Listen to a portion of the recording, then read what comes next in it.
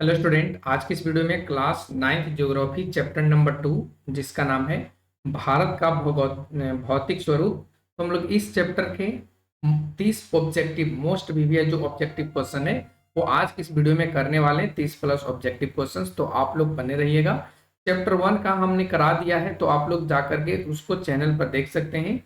अगर आप लोग चैनल पर नए हैं तो इसी तरीके का वीडियो का नोटिफिकेशन पाने के लिए आप लोग चैनल को भी सब्सक्राइब कर सकते हैं। तो चलिए फटाफट से बढ़ते अपने क्वेश्चंस की तरफ, उसका आंसर करते हैं। और आप लोग भी क्वेश्चंस का आंसर खुद से भी कीजिएगा।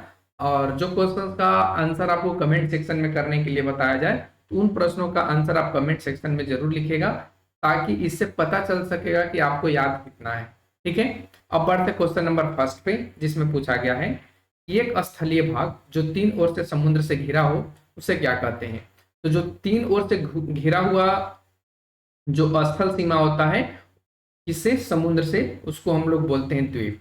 तो ऑप्शंस के अकॉर्डिंग इसका राइट आंसर क्या होगा? ऑप्शन बी, द्वीप।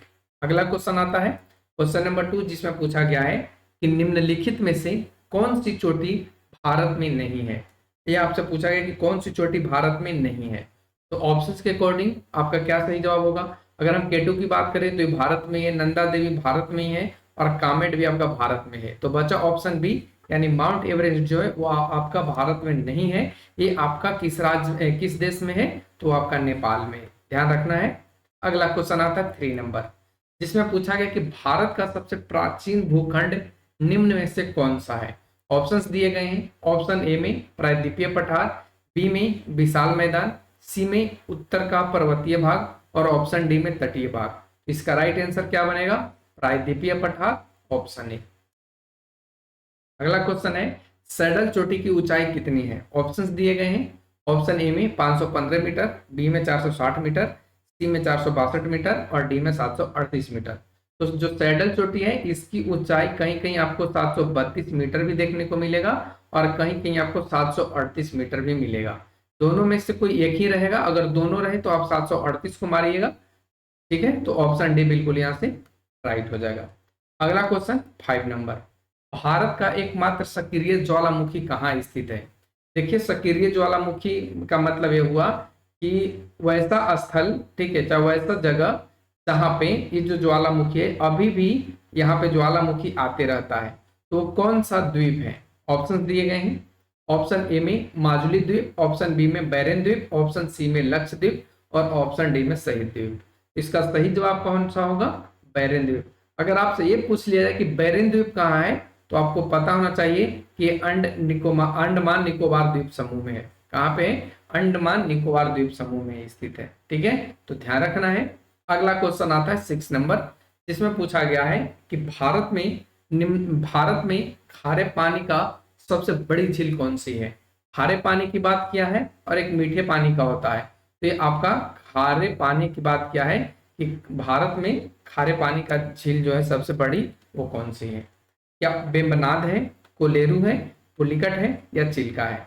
तो देखिए, भारत में खारे पानी का जो सबसे बड़ी झील है वो आपका चिल्का है। आप लोग कमेंट सेक्शन में बताइए कि ये जो चिल्का झील है वह किस राज्य में है।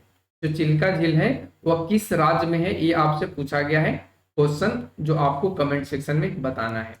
क्वेश्चन नंबर 7, इसमें पूछा गया है लकाद्वीप, मिनिकॉय तथा एमिन द्वीप के नाम से किस द्वीप को जाना जाता है। ऑप्शंस दिए गए हैं। ऑप्शन ए में माजुली, ऑप्शन बी में बैरन, ऑप्शन सी में लक्षद्वीप, और ऑप्शन डी में शहीद द्वीप। तो देखिए, मिनिकॉय और लक्षद्वीप और एमिन द्वीप, ये जो द्वीप का नाम था पहले वो लक्षद्वीप का था। इसका नाम चेंज कर दिया गया है इन तीनों का, और एक साथ लक्षद्वीप रखा गया है। तो किस वर्ष चेंज किया गया है, ये आप कमेंट सेक्शन में जरूर बताइए कि वो कौन सा साल था जब इनका नाम चेंज हुआ है। तो चलिए आगे बढ़ते क्वेश्चन नंबर 8 पे। विश्व का सबसे बड़ा नदीय द्वीप कौन सा है। तो देखिए, विश्व का सबसे बड़ा नदीय द्वीप कौन सा है? ऑप्शंस दिए गए हैं। माजुली द्वीप, बैरन द्वीप, लक्षद्वीप, या शहीद द्वीप। तो विश्व का सबसे बड़ा जो नदीय द्वीप है वो आपका ऑप्शन ए माजुली द्वीप है। ठीक है, तो ध्यान रखना है माजुली द्वीप को। अगला क्वेश्चन, काराकोरम के सबसे ऊंचे पर्वत शिखर का क्या नाम है। तो देखिए, काराकोरम के सबसे ऊंचे जो पर्वत शिखर है वो ऑप्शंस के अकॉर्डिंग आपको मारना है। क्या वो नंदा देवी है, गॉड ऑस्टिन है, माउंट एवरेस्ट है या कामेट है। अगर माउंट एवरेस्ट की बात करें तो ये तो आपका भारत में है ही नहीं, बाकी ये तीन बचा है, कामेट, गॉड ऑस्टिन और नंदा देवी। तो ये जो आपका गॉड ऑस्टिन है यही आपका सही जवाब होगा। काराकोरम का सबसे ऊंचे पर्वत शिखर है और इसका एक और नाम है केटू। तो कहीं कहीं आपको केटू लिखा हुआ मिल सकता है, तो आप ध्यान रखेंगे केटू या गॉड ऑस्टिन दोनों में से कोई एक ही रहेगा। अगर दोनों रहेगा फिर भी हम यही आंसर को मारेंगे, केटू या गॉड ऑस्टिन। अगला क्वेश्चन आता है, माउंट एवरेस्ट की ऊंचाई कितनी है। ऑप्शंस दिए गए हैं। ऑप्शन ए में 8828, बी में 8838, सी में 8848 और डी में 8858। तो एवरेस्ट की जो ऊंचाई है वो आपका 8848 किलोमीटर है। ऑप्शन सी यहाँ पे सही होगा। क्वेश्चन नंबर 11 पे आते हैं, जिसमें पूछा गया है निम्न में से कौन सा पर्वत शिखर भारत में नहीं है। ध्यान रखना है भारत में नहीं है पूछा है। तो चलिए ऑप्शंस हैं। ऑप्शंस दिए गए हैं नंदा देवी, कंचनजंगा, माउंट एवरेस्ट, कामेट। तो कौन सा नहीं है भारत में, तो ये आपका माउंट एवरेस्ट नहीं है, बाकी सभी आपका भारत में ही है। तो ऑप्शन सी क्या होगा, राइट बनेगा। क्वेश्चन नंबर 12, भारत की समुद्री सीमा के अंतर्गत कितने द्वीप हैं। ध्यान रखेंगे समुद्री जो सीमा है भारत के उसमें कितने द्वीप हैं। ऑप्शंस दिए गए हैं। ऑप्शन ए में 47, बी में 572, सी में 36 और डी में 1256। इसका राइट जवाब क्या होगा, 1256, ऑप्शन डी। अगला क्वेश्चन 13 नंबर, अंडमान और निकोबार द्वीप समूह को दो भागों में कौन बांटता है, या कहीं कहीं दो भागों में कौन बांटने की जगह पे ये भी लिख सकता है कि अंडमान निकोबार द्वीप समूह को दो भागों में निम्न में से कौन सा डिग्री चैनल बांटता है। ये भी क्वेश्चन बन सकता है, निम्न में से कौन सा डिग्री चैनल बांटता है। ऑप्शन दिए गए हैं 6 डिग्री, 9 डिग्री, 11 डिग्री चैनल या 10 डिग्री चैनल। इसका राइट आंसर कौन सा होगा, ऑप्शन डी, 10 डिग्री चैनल जो है अंडमान निकोबार द्वीप समूह को दो भागों में बांट देता है। अगला क्वेश्चन, बंगाल की खाड़ी के सबसे बड़े द्वीप का नाम क्या है। देखिए बंगाल के जो सबसे बड़े द्वीप हैं, क्या वो माजुली है, अंडमान है, लक्षद्वीप है या शहीद द्वीप है। तो बंगाल की खाड़ी के सबसे जो बड़े द्वीप हैं उसका नाम है अंडमान निकोबार द्वीप समूह। कौन सा, अंडमान निकोबार द्वीप समूह, ऑप्शन बी बिल्कुल सही होगा। क्वेश्चन नंबर 15, वह कौन सा द्वीप है जहां मनुष्य का निवास नहीं है या जहां पे मनुष्य नहीं रहता है, वो कौन सा नदी द्वीप है। ऑप्शन दिए गए हैं। ऑप्शन ए में माजुली द्वीप, ऑप्शन बी में कवारती द्वीप, ऑप्शन सी में पिटली और डी में शहीद द्वीप।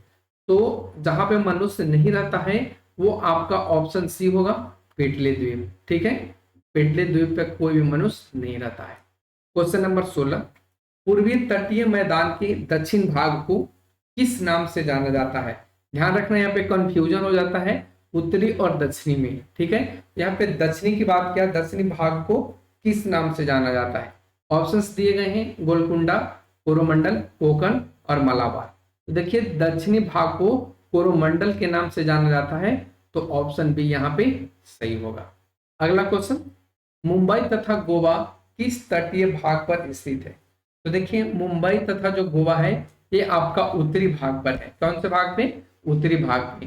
तो जब उत्तरी भाग पे है तो यहाँ पे कौन सी तटीय होगी, तो ये आपका सही जवाब होगा कोंकण तट। कौन सा होगा, कोंकण तट, ऑप्शन सी। अगला क्वेश्चन 18 नंबर, थार मरुस्थल किस राज्य में स्थित है। तो देखिए जो थार मरुस्थल है वो आपका मध्य प्रदेश में है, गुजरात में है, कर्नाटक में है या राजस्थान में। तो इस प्रश्न का राइट आंसर कौन सा बनेगा, ऑप्शन डी, राजस्थान। और ये सभी क्वेश्चन उम्मीद करते हैं पहले से जानते होंगे इस क्वेश्चन का आंसर, तो आप लोग यहाँ पे फटाफट कर रहे होंगे, राजस्थान। क्वेश्चन नंबर 19, लूनी नदी किस राज्य में बहती है। और ये भी आपसे पूछा जा सकता है कि लूनी नदी किस राज्य में बहती है और वहीं पे समाप्त हो जाती है। तो दोनों सेम ही चीज है। ठीक है, ऑप्शन है राजस्थान, ऑप्शन बी में केरल, ऑप्शन सी में कर्नाटक और ऑप्शन डी में गुजरात। तो लूनी नदी जो है वो बारिश के मौसम में या बरसात के मौसम में ये राजस्थान में आती है और वे उसी डिजर्ट में, उसी बालू के रेत में पुनः से डूब जाती है। तो ये आपका ऑप्शन ए राइट होगा। अगला क्वेश्चन, महेंद्रगिरी पहाड़ी किस राज्य में स्थित है। देखिए महेंद्रगिरी जो है पहाड़ी, क्या वो उड़ीसा में है, आंध्र प्रदेश में है, तमिलनाडु में है या गुजरात में। महेंद्रगिरी जो पहाड़ी है वो आपका उड़ीसा में है, तो ऑप्शन ए बिल्कुल यहाँ से सही होगा। नेक्स्ट क्वेश्चन, क्वेश्चन नंबर 21, जिसमें पूछा गया है दक्षिण भारत की सर्वोच्च शिखर कौन सी है। दक्षिण भारत की बात क्या है, दक्षिण भारत की जो सबसे ऊंचा शिखर है वो कौन सी है, ये आप क्वेश्चन आपसे पूछा गया है। ऑप्शंस की बात करें तो ऑप्शन ए में पंचमलाई, जोधाबेट्टा और अन्नामुड़ी या बेलंगिरी। तो इस प्रश्न का जवाब आपको कमेंट में बताना है, क्योंकि ये क्वेश्चन बहुत इजी है। दक्षिण भारत के सर्वोच्च शिखर कौन सी है, तो फटाफट से आप लोग कमेंट सेक्शन में जाइए और टाइप कीजिए कि दक्षिण भारत की सबसे सर्वोच्च शिखर कौन सी है। अगला क्वेश्चन, निम्न में से कौन सा नदी भ्रंश घाटी से होकर बहती है। ऑप्शंस दिए गए हैं। ऑप्शन ए में तापी, बी में गंगा, सी में लूनी और डी में दामोदर। तो देखिए भ्रंश घाटी से दो नदियां बहती है, एक तो आपकी तापी हो गई और सेकंड आपका नर्मदा है। तो दोनों को ध्यान में रखिएगा, दोनों में से कोई एक डाल दिया जाएगा और पूछ लिया जाएगा कि कौन सी भ्रंश घाटी से होकर बहती है। तो ऑप्शन कौन सा मारेंगे, ऑप्शन ए तापी। अगला क्वेश्चन, सतलुज तथा काली नदियों के बीच जो स्थित हिमालय के भाग है उसको किस नाम से जानते हैं। ऑप्शंस दिए गए हैं। ऑप्शन ए में मध्य हिमालय के नाम से जानते हैं, कुमाऊं हिमालय के नाम से जानते हैं, महान हिमालय या कश्मीर हिमालय। इस प्रश्न का राइट आंसर क्या बनेगा, कुमाऊं। कौन सा, कुमाऊं हिमालय। पढ़ते हैं क्वेश्चन नंबर 24 पे। 24 कहता है कि सांभर झील किस राज्य में स्थित है। और ये बहुत ज्यादा इंपॉर्टेंट क्वेश्चन है, यहाँ तक कि ये कॉम्पिटेटिव एग्जाम में भी पूछे जाते हैं कि सांभर झील किस राज्य में है। ऑप्शन दिए गए हैं। ऑप्शन ए में उड़ीसा, बी में राजस्थान, सी में हिमाचल प्रदेश और डी में गुजरात। तो सांभर झील कहाँ पे स्थित है, ये आपका राजस्थान में है, तो ऑप्शन बी आपका सही होगा। क्वेश्चन नंबर 25, हिमालय से निकलने वाली नदियां जहां विलुप्त हो जाती है, विलुप्त का मतलब वहीं पे समाप्त हो जाती हैं, तो उस जगह को या उस चीज को क्या कहते हैं। इसका राइट आंसर होगा ऑप्शंस के अकॉर्डिंग भावर। ऑप्शन सी होगा भावर। अगला क्वेश्चन 26, झारखंड इनमें से किस पठार का हिस्सा है। ऑप्शन दिए गए हैं झारखंड के बारे में। ऑप्शन ए में मालवा का पठार, बी में दक्कन का पठार, सी में छोटा नागपुर का पठार और डी में गोंडवाना भूमि। तो झारखंड किसका है, तो ये आपका छोटा नागपुर का पठार है। ऑप्शन सी बिल्कुल सही होगा। नेक्स्ट क्वेश्चन 27 नंबर में पूछा गया है कि भारत की सबसे ऊंची चोटी कौन सी है। ऑप्शंस दिए गए हैं। ऑप्शन ए में कंचनजंगा, बी में नंगा देवी, सी में नंदा देवी और डी में कामेट। तो फटाफट से इस प्रश्न का टाइप कीजिए कमेंट सेक्शन में कि भारत की सबसे ऊंची चोटी कौन सी है। और ये क्वेश्चन ज्यादा हार्ड नहीं है, ये आपको इजीली से आपके बुक में मिल जाएगा। अगला क्वेश्चन, दो नदियों के बीच के भाग को क्या कहते हैं। जैसे कहने का मतलब ये दो नदियां बह रही है, तो इसमें कुछ इस जगह पे क्या है, स्थलीय सीमा है या कोई भाग है, तो इसको क्या कहा जाता है, ये क्वेश्चन आपसे पूछा गया है। तो ऑप्शंस के अकॉर्डिंग क्या इसका सही जवाब होगा, देखिए ज्वारनद कहा जाता है, तराई कहा जाता है, भावर कहा जाता है या दोआब कहा जाता है। दो नदियों के बीच के जो स्थल है उसको दोआब कहा जाता है। ऑप्शन डी बिल्कुल यहाँ से सही होगा। अगला क्वेश्चन, हिमालय भारत के दिशा में स्थित है, एंड हिमालय भारत के किस दिशा में स्थित है। ऑप्शंस है।